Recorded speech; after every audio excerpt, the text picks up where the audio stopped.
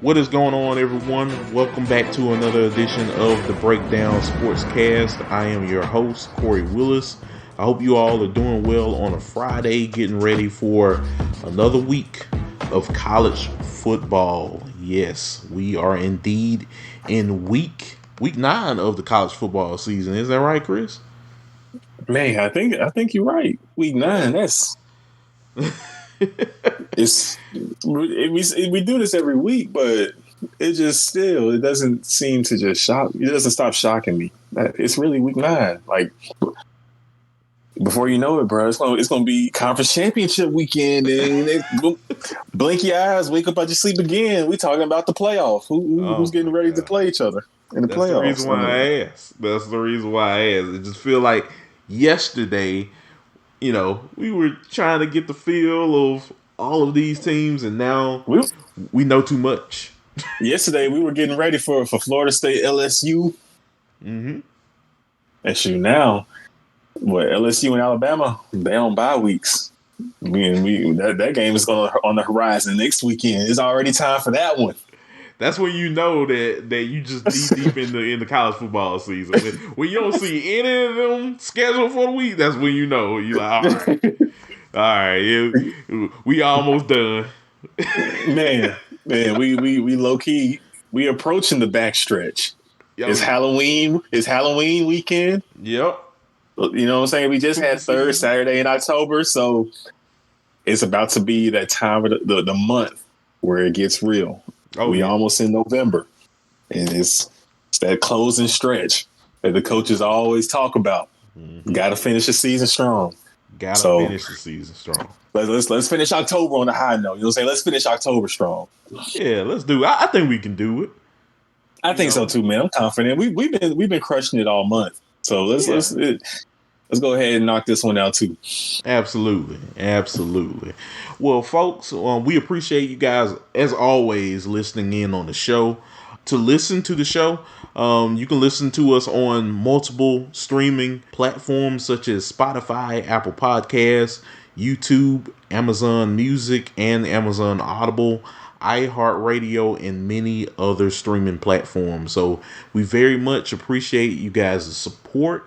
And be sure to like, comment, and subscribe. Let us know how we're doing and let us know how we can improve for the future. As always, I'm here with my good friend Chris Bolton. So far, Chris, how has your week been going?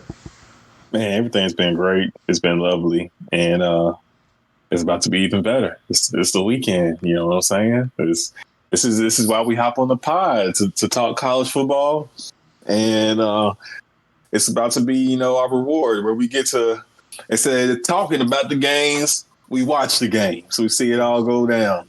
So I can't be any more excited, man. It's the best time of the week. Absolutely, absolutely. It's nothing like sitting back on a Friday, talking about these games or waiting for their arrival. You kind of sit back all week and you hear different people try to make their predictions and dissect each game, and yeah, it's always Mm-hmm. good for us. I can say at this point of the week where we can always do that ourselves, and we get closer and closer to kickoff. So I definitely feel what you're saying, and I feel that way too. So I think we got a great slate of week 9 games on the horizon, don't you think? Oh yeah, sir. We definitely do, man. Ready to go ahead and get to it. Talk about the Yeah, first one. absolutely, absolutely. Let's go ahead and do it. So this week we have the Ohio State Buckeyes taking on the Wisconsin Badgers. Chris, this game is going to be a 6:30 p.m. kickoff on NBC, depending on where you're at. Mm-hmm. As of right now, I want to look at what Vegas has this game at. They have Ohio State as a 14.5 point favorite. The over under is at 45.5. So yeah, right now Vegas has Ohio State. pretty high on their books, and yeah, we'll see what happens in this game. I haven't had a chance to watch much of Wisconsin all year, but I would I would guess, being that Luke Fickle is a really good football coach, he's gonna have his team motivated this coming Saturday in Madison, don't you think? For sure, for sure. Wisconsin, you know how it is in these Big Ten teams, how they are. They're going to play tough, physical football. So with Wisconsin, I know you say you haven't seen too much of them. Yeah, I've seen a little bit. I haven't seen too much either, but we know Wisconsin football. We are very familiar with this program, and this team still plays a similar style of football where it's about controlling the line of scrimmage. And if they have any chance of winning this game, they have to dominate up front. They don't have the caliber of athletes that Ohio State has on the outside. I mean, Ohio State's been extremely gifted. They still have some crazy guys with Marvin Harrison Jr., who's probably going to be a top 5 draft pick. Playing wide receiver. But Beast. beast. That is his description. You know what I'm saying? When you go to his profile, it says Marvin Harrison Jr., wide receiver, and then you go into his bio, and it starts off with beast. And that's it. That's probably just it. That's it. That's all needs to be said. And the stats, like that's pretty much it. But this Wisconsin team, they are hard nosed. They are tough, and that will be the driving force for them in this ball game. And I think they have a chance to truly, compete, and they can make things dicey late in this game.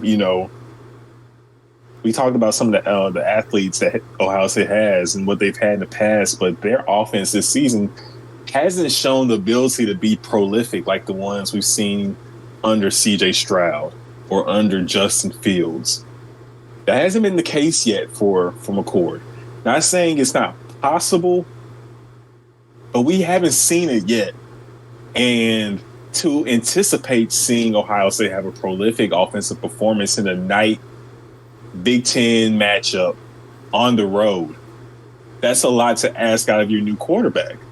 So I'm expecting this game to be another tussle, physical ball game, similar to what we saw with Penn State and Ohio State this last weekend. And I expect Wisconsin to try to make McCord see if he can make the plays. You know what I'm saying? Like, see if he can make the throws, see if he can continue drives. Ohio State hasn't been the best team running the football this year. They have struggled to run the ball. We saw that against Penn State. They struggled to run the football in that ball game. I know, and that's been the case all year. So I expect Wisconsin to try to lean on that. You know what I'm saying? They've done their scouting, and I'm sure they're going to try to see, can Ohio State run the football and force them to try to get that going. And if they can't, I expect them to get after it on third downs. You know what I'm saying? Bring pressure. Make McCord make a tough throw with a defender in his face, coming to sack him. And try to, disturb the timing of these routes with these receivers. Just be physical all around. So we'll see how this game plays out. But ultimately, I feel like Ohio State will win a close one. Spreads 14 points currently. I don't know if Ohio State covers that. I think they win a tough one. Like, it's going to be like a 27-20, 24-17 ball game. I think it's going to be a close one, something like that. Honestly, yeah. Look, Wisconsin they've always been known to give you their best. even on their worst day, they're one of those teams where they're kind of cut from that Iowa, Kansas State clause where they don't want to make many mistakes. They want to play really good football. They want to run the football, of course, yeah, that's pretty much their mo. I will say this: we talk about Kyle McCord having a good game this week. I would be remiss if we didn't mention a guy like Tanner Mordecai. I mean, this guy has been playing for Wisconsin where it feels like 30 years now. Like it feels like Tanner Mordecai is never leaving Wisconsin. You remember Perry Ellis, the joke about the but he is the Perry Ellis of college football. I mean, my boy he gonna get his bachelor's, his master's, his doctor, his doctorate. He's getting all of them. Yeah, I ain't mad at you. No, not at all. Not at all. But I say that because a guy like him that's been with this program for forever now, is being coached by a very good coach in Luke Fickell. You know he's really going to motivate Mordecai to come out and lead his team to a potential victory. And Tanner Mordecai, he is one of those tough individuals at the quarterback position.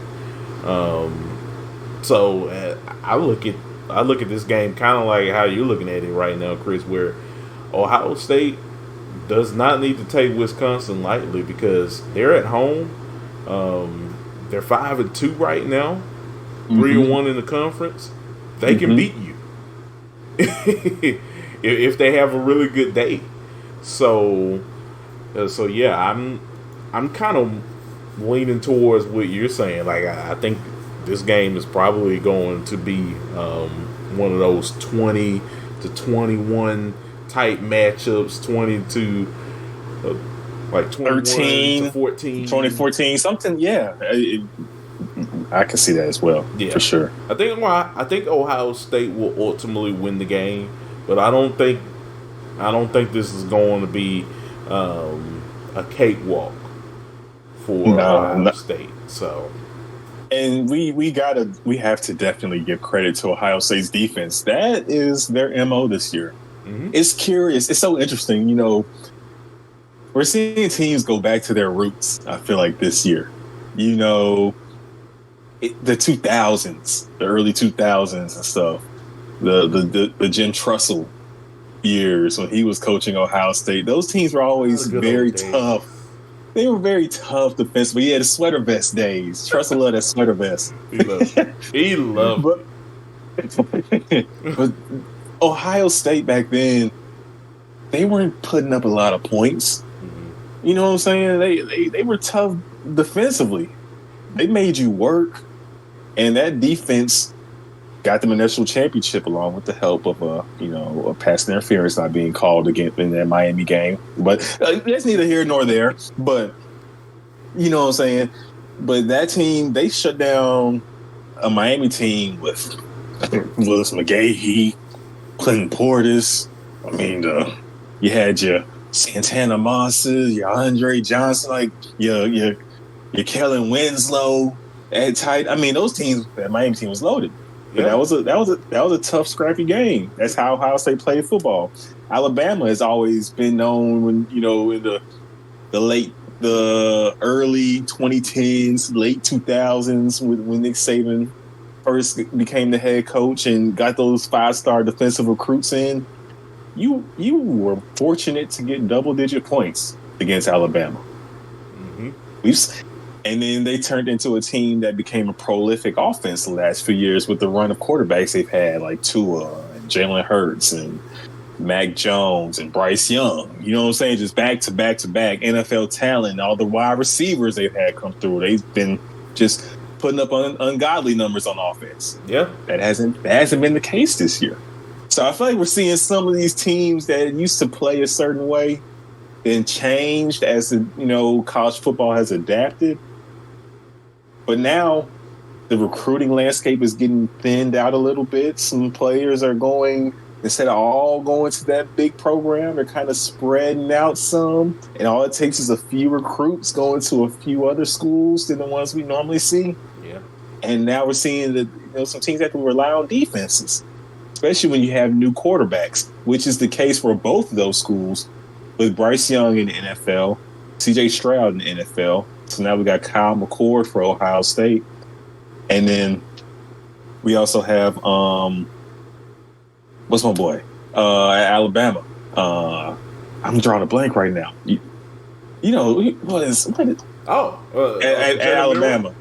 Milroe. Yes. Man, I drew a blank just then. But yes, you got him at quarterback. But I think that's kind of what happens when you have new QBs. Right. No matter how much talent you have on your roster, it's just going to be a kind of a growing, a learning curve for those guys. Mm-hmm. And I think that's kind of what's going on right now. So they're relying on defense to win these games. Mm-hmm. Yeah, you're right. Yeah, I've noticed this all season long, where it just feels very weird that the teams that you regularly see just beat down on anybody, they're not getting away with that this year. I mean, look at Clemson. Like, they getting beat on. They're not the same. Yeah. People are beating down on them. They get beat on, right. So it's weird to kind of see the landscape of college football now, where a lot of these teams aren't as dominant anymore, and you can say a little bit of that is because of the pandemic really taking shape and changing things, along with what was already inevitable anyway with NIL. Yeah. So, you mash COVID, NIL, all that stuff together. It's a recipe for guys going elsewhere and stuff. So, in the topic of Ohio State, I mean, you can kind of see that happening to them as well. Like, they're still Ohio State, but they're not the Ohio State that you have. It's not the offense we've gotten used to. Yeah. They're not putting up 40 points a game, you know. And they have the talent. Harrison's going to be a top 5 pick. Ubakum, he's the other wide receiver they have that's been injured, but he's a top tier guy. He should be a first rounder in the NFL draft too. Absolutely.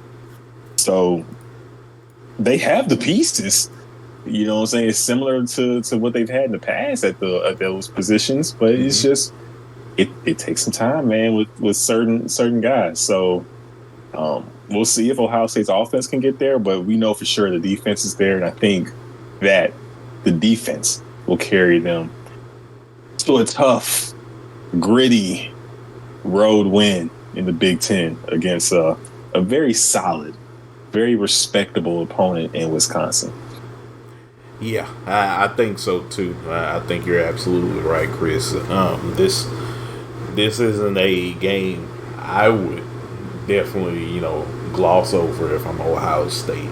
They're going to have to come with it, because we've seen Wisconsin teams before upset a lot of your favorite teams in college football, and hey, this can be the week where Ohio State can get it. So it is, man. It's one of those years. It's one of those years. Like, there's no just dominant force. So you might feel good about your team winning, but if they don't come ready to play on Saturday, anything can happen. Anything. Nobody is exempt.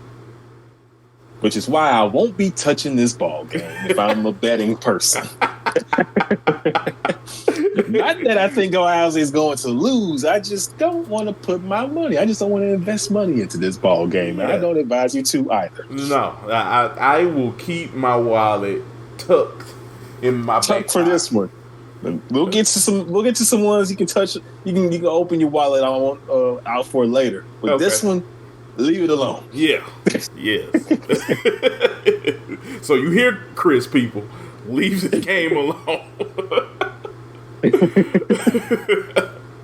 Oh Trust me. man. Oh my gosh. But I do think Ohio State won't cover in this game, but I do think they will ultimately win. But hey, it's the reason why we watch college football. You want to see the best teams go out and win, and hey, this is the perfect sport to test your strength each and every week. So yeah, I'm excited about this game, and yeah, we'll definitely see what happens. But anything else you'd like to add, Chris, before we move on? No, sir. I'm good. All right. Well, that is that game down in Madison.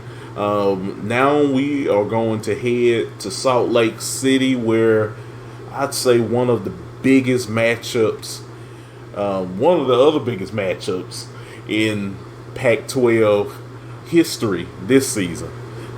Probably in all of Pac-12 history. Now that the Pac-12 is probably about to go extinct. It's dissolving, and it's going out. Pac-12 is going out with a bang. This college football season, man. Exactly, but yeah, I'd say one of the biggest games in Pac-12 history. We got Oregon taking on Utah this weekend down in Salt Lake City. So far, Vegas has Oregon as a 6.5 point favorite, and the over/under is at 47.5. So they're looking at this game to probably be a close but high scoring affair. If I had to guess, I do think that this game can get to that. And I'm really happy to know that it is a 2:30 p.m. kickoff game on Fox. So yeah, I am leaning towards this game being a high scoring affair. Right now, I can give you all some stats. Break it down for right now. Kory. What you got for us? Yeah. So right now I'm looking at total yards for Oregon and Utah. Oregon is at 553. Utah is at 345 total yards of offense. Yards allowed, Oregon is at 312.6. Utah is at 295.4. So both of these teams, I will be honest, they play very, very good defense. If I had to trust a certain team's defense, I would go with Utah a little bit more. I think they've been dominant pretty much all season long. So I do look at this game being a high scoring affair. So I guess you kind of throw away both teams' defense while they have been been pretty prolific all season. Yeah, with that being said, I do think this game will be high scoring, but I do think Utah has a little bit of an edge, and I like that defense. I'm going to go with the Utes by 7. And yeah, I think that will wrap up Oregon's college football playoff run. Okay. So, what do you got? We had some different opinions this week on this game right here. I mean, it was bound to happen. It was bound to happen. So I'm gonna be honest with you, Kory. Like, I truly think on a neutral field, Oregon's one of the 4 best teams in the country.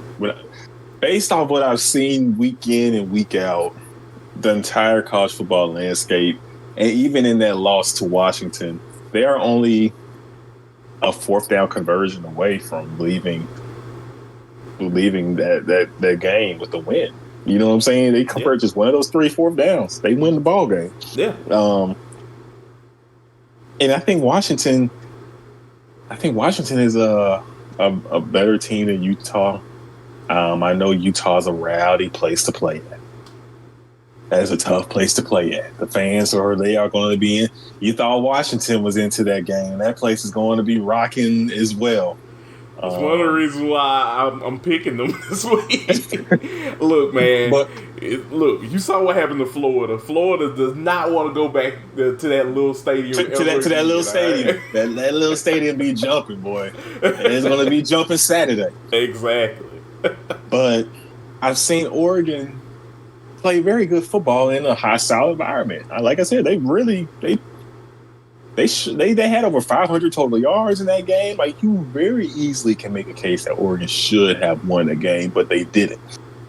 And I think this team will enter this ball game knowing we want to play in the playoff. Mm-hmm. Everything we want is still in front of us. We just have to take care of business.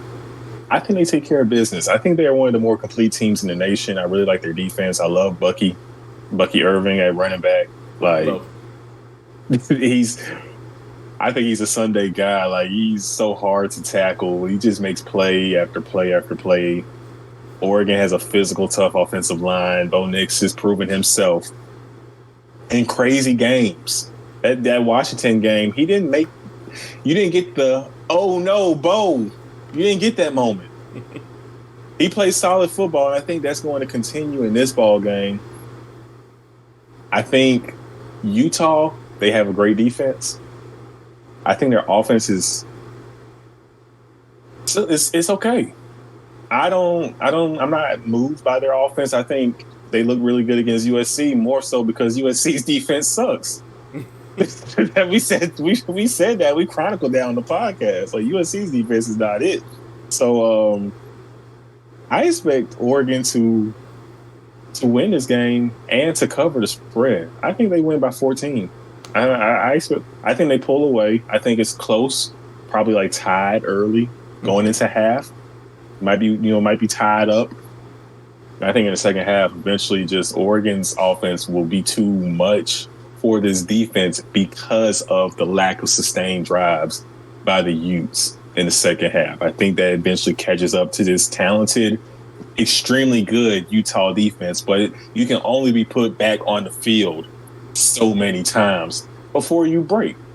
So I expect them to bend in the first half, and then they'll break, and Oregon should pull away in the fourth quarter. Okay. I'm going Oregon 35-21. Okay. All right. Yeah. Well, look, I think both of our analysis are both very realistic, very possible. Mm-hmm. It is very possible. When you look at both of these teams on paper, you can say Oregon has all of the tools needed to win this football game. But when you just look at how the season has went on for both of these teams, man, it's something about playing at Utah. Teams don't like it. It's tough, man. It is tough. It's as tough as they come. If I wish we had NCAA football out right now, because you remember on the game, you could go and look and see the top 25 toughest places to play. Utah Stadium, you know what I'm saying, where the Utes are at, would definitely crack the top 15, if not maybe the top 10. Oh, I think they were always on there. They're like, nah, you don't want to play here. You don't want to play there. You don't want this small. Not at all. How many people do they seat there? Probably close to 60,000, you would think. Yeah. That's what I'm curious to know. If it's Stadium has a capacity, and this is according to ESPN, has a capacity of over 51,000. 51,000 screaming, yelling, hostile Utahns. I don't know what that's what you'll be experiencing on Saturday. 51,000 screaming Utahns. Oregon's going to earn this game, man. They're going to have to come with it, but I feel confident that Oregon will. I think it's going to be a great game, but I expect Oregon to pull away. But like you said, I would not be shocked if Utah wins too. Just when you like you said, man, that's a tough place to play. And their quarterback, dog, he makes plays. It ain't always the prettiest. He does. It ain't the prettiest sometimes. He does. It ain't the sexiest, but that run he had in the USC game to seal it. I mean, that was big time stuff, man. Barnes, he's tough. Mm-hmm. You got to give him his credit. Barnes is a tough dude.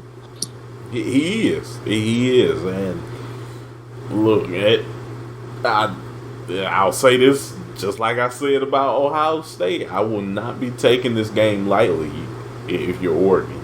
You're not in. No. You're not in Austin Stadium. Utah is finding ways to win without Cam Rising in the backfield. Like, you don't want to sleep on this Utah team. You just don't. So you can't. Yeah, and I don't think Oregon will, even more so for their own purpose. Like, no knock on Utah, but I think they understand what their ultimate mission is, and I think they're going to come out ready. Yeah,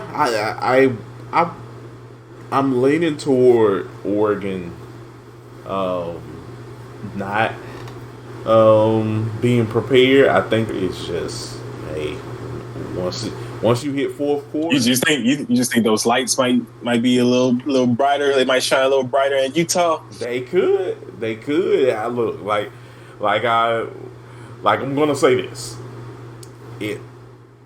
Once it hits fourth quarter, and it's like 10 minutes left of a football game, like, that's not gonna be easy 10 minutes, of course. You thought it was loud that first quarter, it's gonna be even louder that fourth. Exactly. So I understand. I'm so excited about this football game, just because both teams are really good football teams, and I think you're gonna find that team that's going to rival Washington heading into the Pac-12 championship.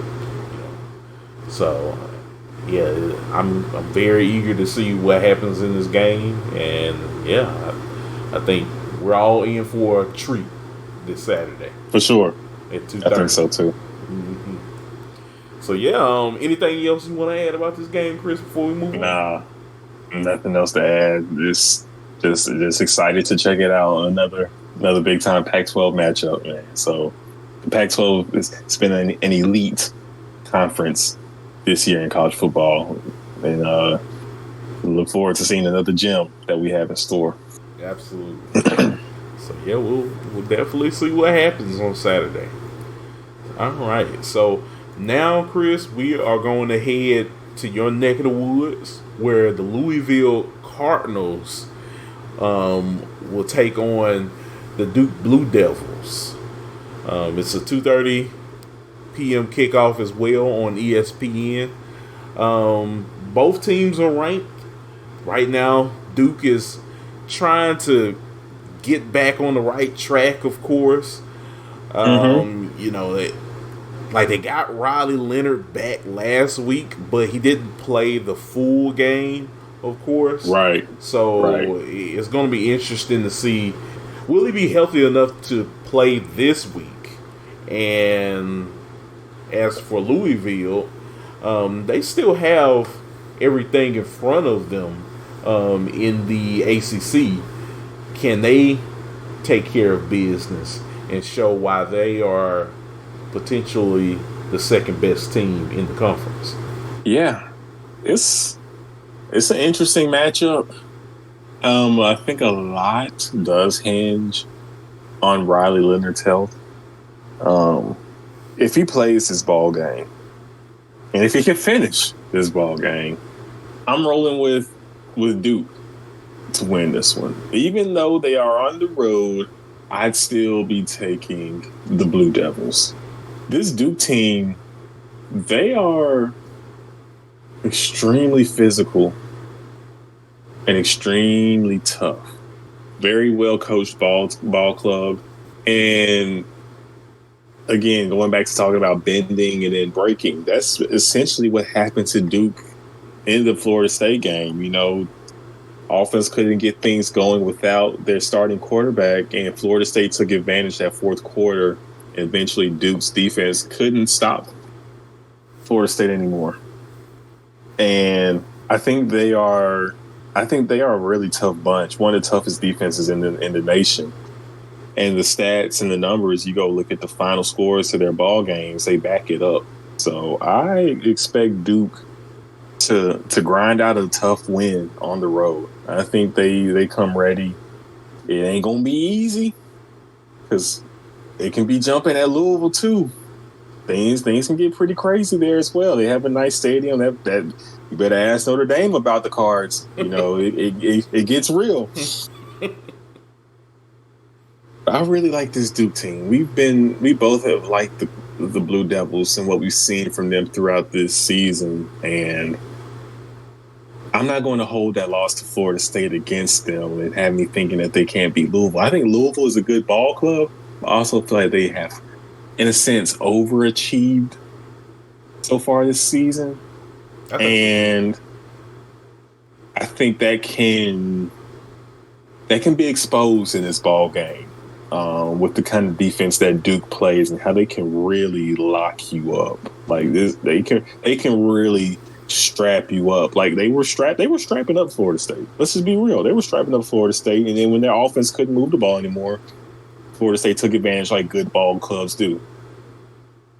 I don't know if Louisville has the same firepower as a Florida State to do the things that the Seminoles did to win that ball game. So I think Duke wins. This one. I can see it being like a 10-point victory. But if he's healthy and is able to do the stuff he does normally and can run, it might not be the worst thing you can do taking Duke if you're betting to win this ball game with the spread. With how the spread is looking. I know it favors Louisville right now, but I feel pretty confident that Duke wins this game personally if Riley Leonard is the starting quarterback. That's a big key. Yeah. I definitely agree. And Vegas probably agrees with you too right now. I mean, the line is at 4.5 right now, with the over under being at 46.5. So. But the 4.5 is favoring Louisville, of course. So they're looking at Louisville winning, but winning close. For me, I will, of course, what we saw last week with Duke taking on Florida State. I mean, we saw a team that, hey, had they had Leonard back there, who knows what would have happened. I think had they not, if they didn't win, they sure as hell would have got close. It'll be right there. Mm-hmm. But overall, do I think this Duke Blue Devils team is better than Louisville? I'm leaning toward yeah. I think that overall they're a much tougher football team than Louisville. But Louisville plays very good at home.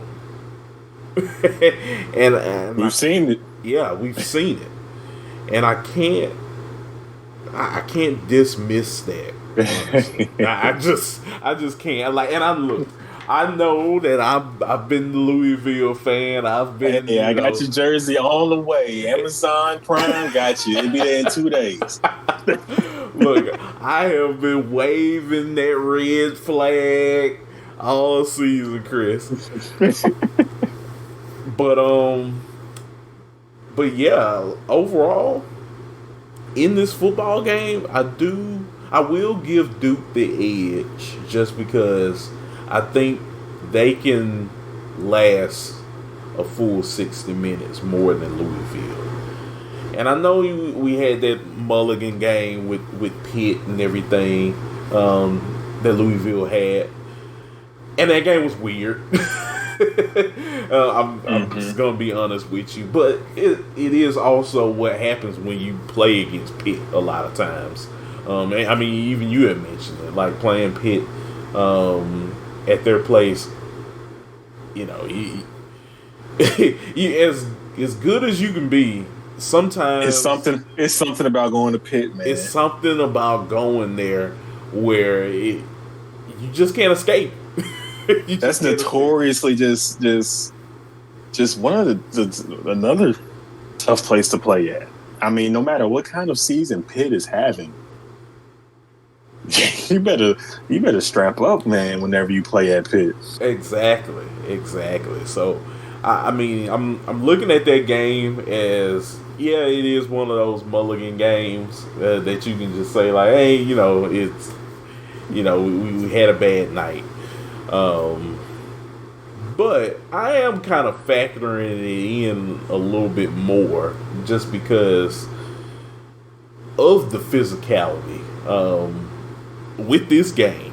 If when mm-hmm. you're looking at Louisville and you're looking at Duke, can Louisville withstand a full 60-minute football game, like consistently? Like a going toe to toe clashing heads, not because they ran off on Notre Dame, so Mm-hmm. that really wasn't a full 60-minute game. Right. They brought it to Notre Dame. Notre Dame didn't answer the punch, Mm-hmm. and they ran off on them. And then Notre Dame, luckily got like they made it look not as bad because of a late score. But Right. if you saw the game, they got dominated. But we know that ain't how Duke is going to roll though. Duke's going to answer. You throw that right, they gonna come. They gonna take the punch. They gonna come right back with a right too. Mm-hmm. Absolutely. So, that's what I'm looking at with this game this week. And I'm leaning towards Duke being the team that comes out on top, honestly. I'm looking at them being the 4.5 point favorite. I do think this game is going to be another one of those close scoring games just because um, I think both of these teams do kind of possess those traits where they're going to play pretty good defense, but they're going to toy around with each other for most of the game, and you'll still get your big plays, but it's going to be one of those grinded out football games, and mainly that Louisville environment will cause that game to be that way. So yeah, I'm looking for Duke to win the football game, just because of their physicality. And yeah, we'll see what happens with Riley Leonard this week. Will he get a chance to play the full game? But yeah, overall, And if he um, doesn't, that's going to be. I think that's going to be big. Honestly, yeah, I I really hinge my pick on him just because Duke might lose the game close with their backup. I would expect them to get blown out without Riley, but with him, I think he makes like a huge like 10-point difference. I mean, I think Duke wins by at least a touchdown if he's the quarterback in this game and able to do the things that he does. And if he's running, I mean, it could turn into a 14-point win for Duke with that element of his game that he brings too. So he's key in my pick. Without him, I really do think like the lights might be a little too bright for Duke's offense without their leader on the field. You know what I'm saying? Like yeah, he really is that key in this matchup. yeah. Like he is the life blood of that offense, of that team. I mean, He does. we've all He seen. personifies what Duke football is Mm-hmm. this year. Like you Yeah, said, he's a lifeblood. yeah. He's a very ground and pound, um, player, of course. Like he's very good with running the football, um, as well as he is throwing the football. Like when you need him to make the tough throws, he's gonna help make those tough throws. But where his strength does come in is his legs, and I mean that's like another running back um, that you need out there. And he doesn't shy away from contact. No, he does not. He is literally like watching Dak Prescott in 2014. Well, I should say 2013 and 2014. Oh yeah, for sure. He's lowering the shoulder. I don't know if he's ever slid before. I mean, you lucky if he runs out of bounds. So. Oh man, but that's why he's banged up now. Yeah, that's why he's banged up now. But hey, that's what shows his physicality. You know, and that's what shows that whole team's physicality. And when they look at a guy like Riley Leonard, making those plays, lowering his shoulder, like hey, it really strengthens that football team because they know that they have a leader out there that has their back that really wants to. They see him giving it all, then you gotta have his back. Exactly. Like you said, it helps the camaraderie. So I'm a roll with Duke. And I'm expecting us to see him play. I feel like he could have possibly went back on the field in that Florida State game. They didn't allow him to. He was testing the ankle, doing drills. The movement was okay, but wasn't peak. I think with a week of rest, icing, rehab, I think we'll see him look pretty spry. I think he'll be on the field. Yeah, I think so too. It's just a wait and see approach, of course. Hopefully by like Saturday morning or so, we'll start to kind of get word.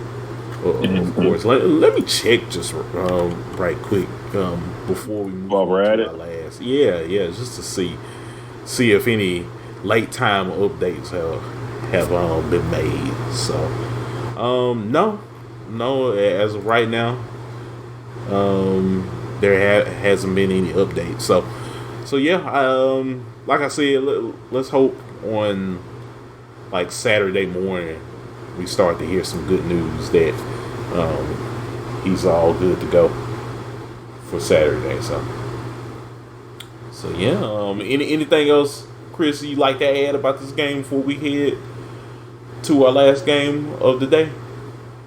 No, sir. All right. So yeah, on our last game, folks, for today's show. You know what time it is. We have the cocktail party, folks. And we're going to call it the cocktail party. Florida. Taking on each other in the SEC. This is a 2:30 p.m. kickoff game on CBS. Georgia still number one in the country right now. Carson Beck is still playing pretty good for the Bulldogs right now, but he's without Brock Bowers. That's out for the rest of the season. So right now the line for this game is 14.5-point Georgia favorite to win this football game, and the over-under is at 49. This, knowing now that Brock Bowers is out, Georgia's still being number one, but Georgia, if you've been watching Georgia, folks, the last couple weeks, Georgia hasn't really felt like the number one team, at least in my eyes. I don't know. This is a toss-up for me, Chris. Mainly because you don't really never know what you're gonna get from Florida. Are you gonna get good Florida? Are you gonna get bad Florida? Like this is a Yeah. team that got trounced by Kentucky a couple weeks ago. Which Florida team are we going to get? If I had to guess on a prediction today, I would say Florida wins this football game. Oh, the upset alert. Yes, I think this is the game that's probably going to set Kirby Smart's hair on fire. Yep. Go Upset ahead, alert. sound the siren because somebody's getting the upset this Saturday, and I think it's the #1 Georgia Bulldogs. I think Billy Napier is going to get that true first signature win, even more signature of a win than him beating Tennessee. I think this is the game right here that's going to get him and that Florida program over the hump. Oh, if he wins this one, it's going to get him a 2-year extension too. Oh yeah, absolutely. And I'm saying that because Graham Mertz, I actually like him back there at quarterback. I don't think he's doing a terrible job at all. I think he's doing about as good of a job as he possibly can, and it's just really seeing everything come together for Florida. So overall, looking for Florida to win. What is your take, Chris? I'm eager to know with who you have in this game and why. So, we've had our reservations about how Georgia has looked so far this season. Mm-hmm. And that's even with Brock Bowers being on the field. Brock Bowers is one of the 5 best players in college football. Oh, yeah. Like, you know what I'm saying? Like, he's official. Should be a highly drafted player when he goes to the NFL draft, a top 10 talent in the first round. Mm-hmm. I mean, he's been getting raved about since the day he stepped foot on campus. You know what I'm saying? Like, he's one of those kind of prospects and players. And this Georgia team has lacked the explosive plays this year. Has lacked that guy on the outside, but Brock he's been holding it down and has been doing his best Travis Kelce. You know what I'm saying? Like, he's been that guy for this offense. Yeah. So it'll be interesting to see how Georgia looks without him. What are the adjustments that Coach Bobo, you know what I'm saying? Like, what will be the identity? You know what I'm saying? How will they cater this Georgia offense when you're missing a piece like him? You have talented guys. I know you have 5 stars behind them. But it doesn't matter. You know what I'm saying? Like, they haven't proven themselves to be him. They haven't meant what Brock has meant to this offense. And that is a huge question mark for a team that has already not been the most high scoring or the most aesthetically pleasing offensively this year. So that is a question I will look forward to see being answered. I'm curious to see how Florida performs against this Georgia defense that isn't known for a pass rush this year. Still a very solid, well-coached defense with very good players on the field. But they aren't the menace, the monster that we've seen the last couple of seasons that's just ruined quarterbacks' lives. Will they be able to tap into that this week? You're going to need to get some pressure on Graham. You're going to need to disrupt the wide receivers' timing and force some turnovers, especially for an offense that, like we said, we're about to learn what their new identity is when you don't have Brock. So I think that is something for us to keep an eye on is the turnover battle, like always, but even more so for a team that could really use some shorter fields to work with. Ultimately, I think it's going to be a slow start to this ball game. I'm gonna go ahead and just tell y'all right now, it's one of my best bets. The under for the first half to take that. I think it will be a true filling out process. An old school 2000s. What was it? Jefferson.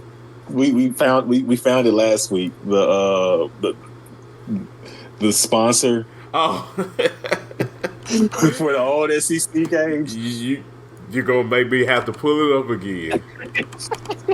Jefferson Pilot Sports, baby. It's gonna be a Jefferson Pilot special, baby. It ain't gonna be the prettiest thing that first half. I think it's truly going to be a defensive battle and a filling out process for both teams in the first half. But ultimately, I think Georgia pulls away in the second half. They win this game by 10, 31-21. I think it's going to be McConkey. I think he's going to lead the way. I think he's going to be doing his best Debo Samuel / Cooper Kupp impersonation. Like, they're going to get him the ball in jet sweeps, wide receiver screens, downfield. He might lead this game with 12 receptions. Look, I was just thinking about Lad McConkey, Chris, as you were discussing how this offense was going to take a turn. But look, I think you have no choice. Like, he is the other guy on this football team that's going to take you to that next level. If you want to keep your streak alive, like, there is no discussion. Like, of course, there's going to have to be a ton of guys out there in the receiver position to step up, of course. Now that they don't have a target like Brock Bowers, like, Brock is an exceptional tight end. Like, he is going to be a top pick in next year's NFL draft when that time comes. But you got to find dogs right now. No pun intended. I know Kirby Smart likes to talk about that, but like, there's no discussion. You have to find that next man up. And hey, look, if Lad McConkey has to be the guy to pull double duty, make those double shifts, punch in, punch out, punch in again. Yep, punch in again. Like, hey, like, this your time right here, buddy. You might as well get ready and make some money. Yeah. I mean, he's going to earn that NIL dollar for sure in this game, I think, in particular, because they're going to need that punch.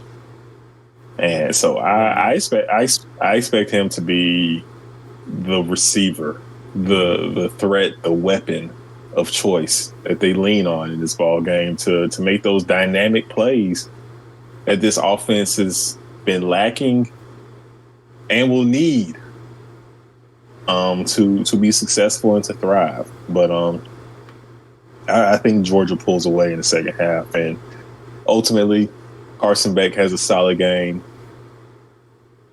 I'm not sure if Florida's offense is dynamic enough to really put up 30 points. I think you'll need to score 30 to win this game. 30 against this Georgia defense. Even though it isn't, it ain't the Georgia defense we come to know and love. It's still a very good defense now. You know what I'm saying? Georgia isn't ranked number 1 for no reason. But I'm gonna go with the Bulldogs to win a tough one. Like you said, you sounded the alarm.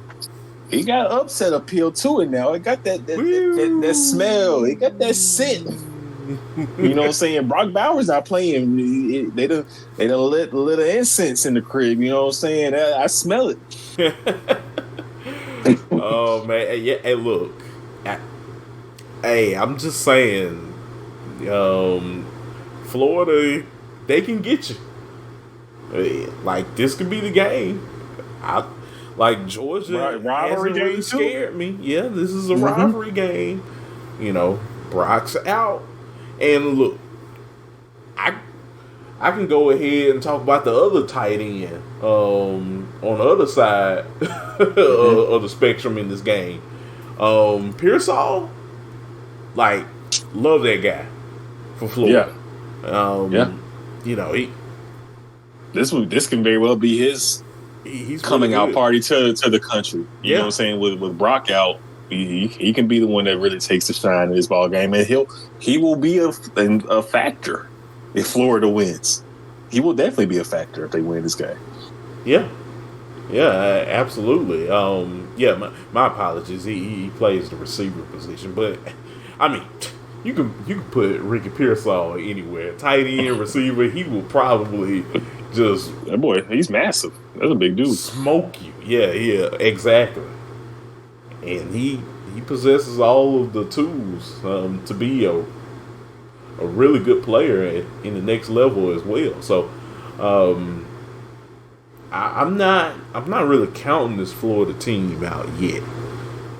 And knowing what they have in front of them, knowing that they don't have to deal with a Brock Bowers in this football game, you would You think, can you're probably going to see a super aggressive defense. yeah, I was just about to say that. Like they're going to really dial up some plays defensively for Florida this weekend. So And that can really, you know what I'm saying, we can see Beck get sacked. It can be a struggle initially, or it can lead to some breakout plays by McConkey. You know what I'm saying? Like you get the ball to him real quick they go engage 8 and you can get him the ball real quick and he just makes one man miss. And he could crib one for 60 yards with his speed. So it'll be very interesting to see that dynamic, that tug of war of how does 3rd and 6 go for Georgia's offense when Florida dials up that 6-man pressure. You know what I'm saying? Or they bring 6 or they bring 7 on a blitz. yep, I think we're going to see it all. We're going to see it all. This We Saturday. definitely are. It's the cocktail party, Chris. Like Hey, they're not gonna just come out and be like, "All right, Georgia, we're just gonna lay down for you. Just go ahead." It's gonna be like the finger poke of doom in WCW. When it's gonna be that bad. Like, nah, I don't think so. I think we far from that. This is gonna be a fight. I understand.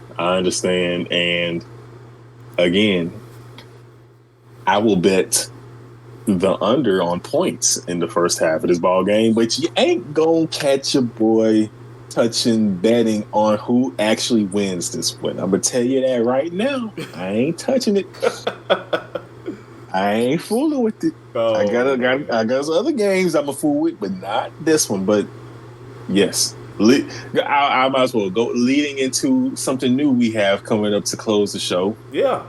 You got your boy Bolton's bets. Gonna give y'all a few bets that you can try to cash in some winnings this weekend.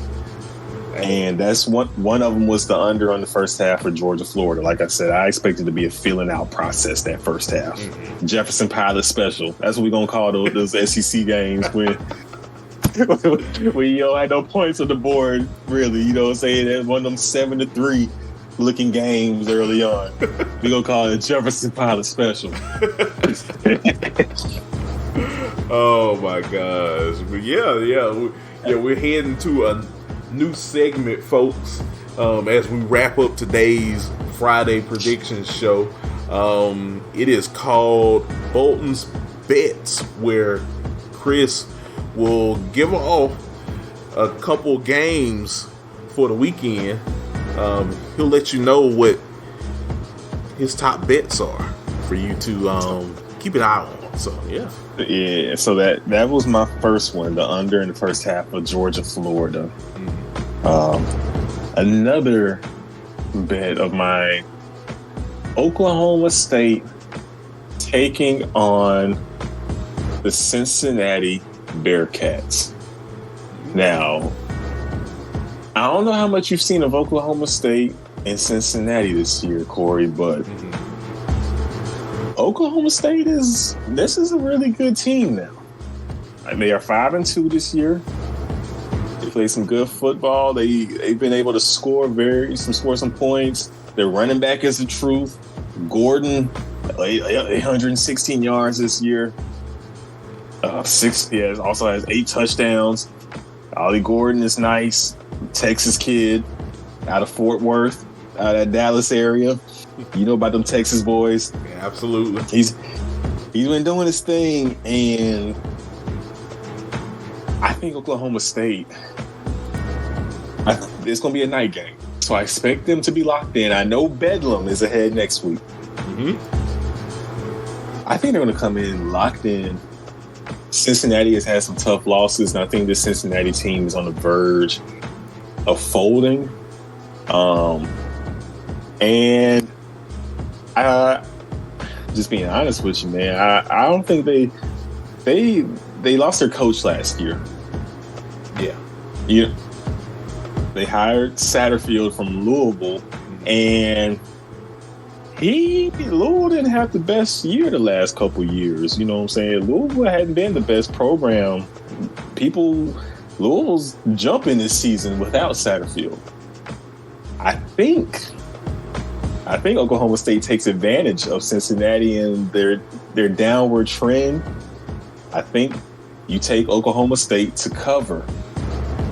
The spread right now is, let me go look, double checking to make sure. But the spread is currently Oklahoma State favored to win by 7 points. Mm-hmm.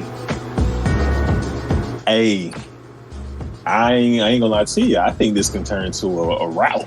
I think this could be a blowout. I really do. I think Oklahoma State can wake up Sunday morning, you'll see Oklahoma State probably won 42-21. It can be one of those kind of games. And I think the momentum really gets turned up and people really start talking about, can Oklahoma State knock off Oklahoma? And that game was going to be at Oklahoma State as well, if I'm not mistaken. Let's look right quick. I think that will be the last. This will be the last Bedlam game we have. Yeah. Until it is at Oklahoma State. So. See what I'm saying? So I really like this Oklahoma State team. I like what I've seen from them this year. That is my second best bet for you. Nice. And I'm gonna come to you with another one. Arizona taking on Oregon State in what is sure to be just a dandy of a ball game. I mean, we got two really good teams playing against each other in this one. Oregon State 3-point favorites on the road. Now you may be thinking, Oregon State against Arizona. Arizona's 4-3. But we gotta just look a little deeper. We gotta peel back the layers of this Arizona ball club. Early in the season, they went on the road and lost the overtime matchup at Mississippi State. Now, granted, they ain't the prettiest, sexiest loss. I understand that. But it is an SEC road game. You got to factor in the time change, playing late at night, the travel, the cowbells, and it was early in the season. So Arizona loses in overtime in a game they very easily, and they'll probably tell you right now that they should have won. Later on, the season continues. They had Washington. Right before Washington played Oregon, they welcomed Washington to Arizona. That was a very tough game as well. Washington barely won by 7 points. 31-24. Arizona was really close to pulling off the upset. And it just shows the progression of this Arizona ball club throughout as the season continues. They bounced back from their loss to Mississippi State, one against UTEP, one against Stanford. Come close on the road at Stanford. and you come really close to pulling off the upset. And the next week, they went on the road to USC and lost in triple overtime, 41-43. Now, Kory, normally, when you lose to two top 10 teams, really close games, your team can either rally together and they're like, look, y'all, we are right there. Like, we are almost there. We got this. We can really do something. Or they'd be like, man, we was right there. And the season falls apart. You know what I'm saying? Right. Well, that very next week, they went to Washington State and beat them 44-6. They went to Washington State on the road and put a smackdown on the Cougars. That they did. I think Oregon State is a good team, but I think Arizona has arrived. I think you should take Arizona and the points given to you in this ball game. And I think Arizona is primed to win. This won't be no 44-6 beatdown. I think they pull off the victory in this game, and the fact that you are also getting 3 points, I think you take that and you cash out. I'm taking Arizona in this ball game to not only, to not only be right there and be within 3 points. I think they straight up win this ball game. Look, at this point now, like Arizona, they're starting to scare me right now. They're starting to scare me in a good way now, Chris. This team is figuring it out. Whether they win or lose, they are finding ways to compete week in and week out. And hey, DJ, I wouldn't come down to Arizona. Don't come you're gonna have towing around. Yeah, I'm coming here just to have a good time. Not for a long time. Quoting Drake there, but I wouldn't be taking this team lightly. They are starting to figure things out. It's taking them some time, but hey, if I'm an Arizona fan right now, I'm kind of excited right now with what I'm seeing. Very much so. Very much so. Yeah, I'm liking what I'm seeing as well. I think that's another bet that I have been, I advise, and I've also put on my own sheets as well. I really like Arizona in this matchup. And an honorable mention, I think this would be a good bet as well. I truly think Oregon covers the 7-point spread against Utah. We'll see how that game pans out. That's an honorable mention. If you ain't confident in Oregon, I'm not going to tell y'all to make this bet. But if you like Oregon as much as I like Oregon, anybody listening, I say place that bet as well. We're going to come back and revisit Sunday and see how that went, how that panned out. But that's the honorable mention. I ain't telling y'all this one with the confidence that I just gave with the other bets. But if you like Oregon like I like Oregon, I'll tell you like that. Walk with your boy. Like Jay-Z, walk with me. Talk to